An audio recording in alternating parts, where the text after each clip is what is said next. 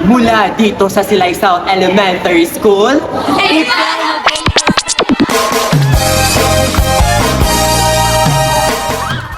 Hi mga ka-Penovators! Alam naman natin na ang syudad ng Silay ay kilala dahil sa mga antigo nitong bahay.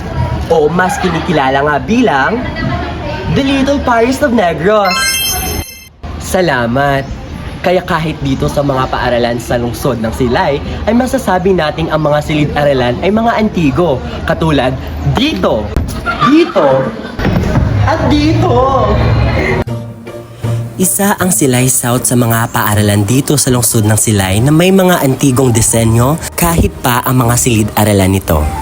Ang antigong paaralan ay matatagpuan sa Rizal Street, Barangay 3, lungsod ng Silay. Sa harap lamang ito ng Save More kung saan ka bababa kung ikaw ay sasakay mula Bacolod City.